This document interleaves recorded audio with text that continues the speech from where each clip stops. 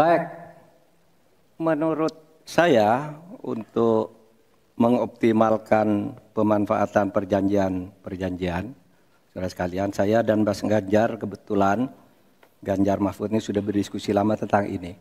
Sekurang-kurangnya ada 3 hal yang menjadi strategi kami. Pertama, mengutamakan diplomasi ekonomi. Sehingga para duta besar yang ada di luar negeri itu, menurut Pak Jokowi pada saat awal-awal kami dilantik, duta besar itu adalah duta ekonomi. Optimalkan diplomasi ekonomi dengan negara-negara lain. Yaitu. Kemudian yang kedua, juga kami akan melakukan perdagangan untuk mengintegrasikan perdagangan nasional kita ini ke perdagangan global.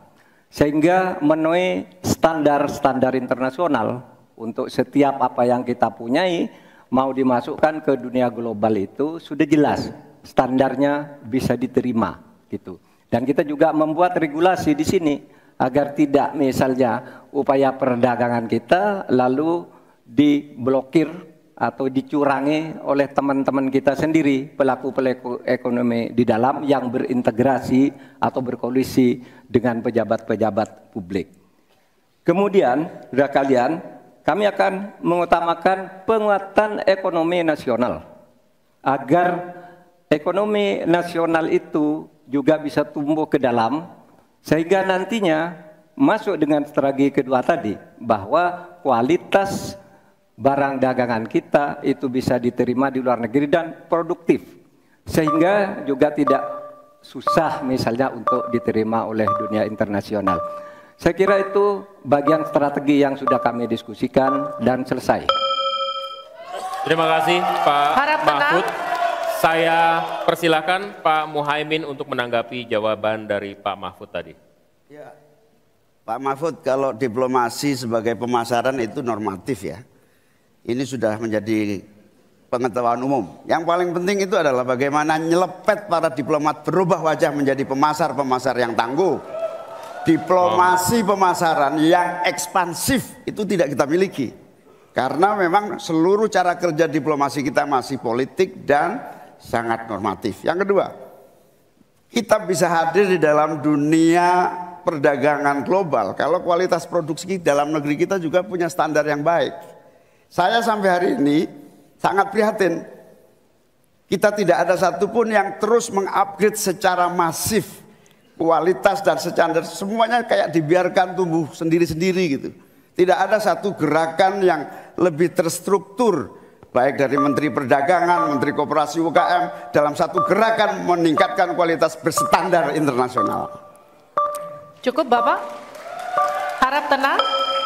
Selanjutnya kita akan ke calon wakil presiden nomor urut 2, Bapak Gibran Raka Buming Raka untuk menanggapi. Waktunya 1 menit, silahkan. Baik, terima kasih. Paslon nomor 1 dan 3 sudah bicara masalah diplomasi. Saya akan memberikan solusi yang konkret aja, paling konkret. Hilirisasi. Kita jangan mau lagi mengirim barang mentah. Kita harus mampu meningkatkan nilai tambah dalam negeri. Saya kasih contoh, nikel.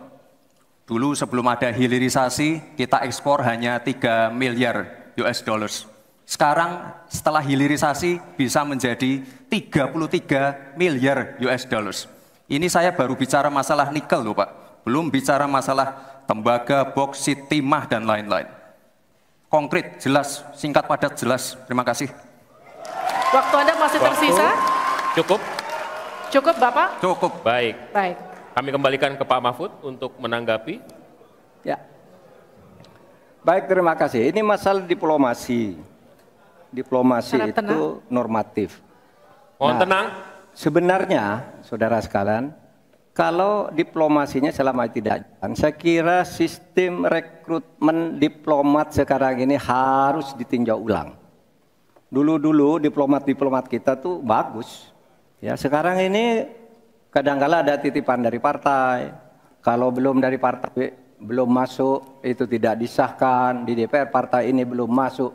Nah sesudah bertugas tidak jelas, dia tidak ngerti, tidak punya pengertian dasar-dasar diplomasi. Sehingga kalau saya diberi kewenangan. Nah, nanti diplomasi ini diatur kembalilah rekrutmennya itu. Betul-betul orang yang memenuhi syarat. Nah, soal hilirisasi itu sudah masuk sebenarnya Mas Gibran. Saya tadi kan bicara soal penguatan ketahanan ekonomi nasional. Itu di dalamnya memang sudah ada hilirisasi dan industrialisasi yang aman lingkungan. Itu selesai. Terima kasih, kita berikan apresiasi untuk ketiga calon wakil presiden kita di pemilu 2024.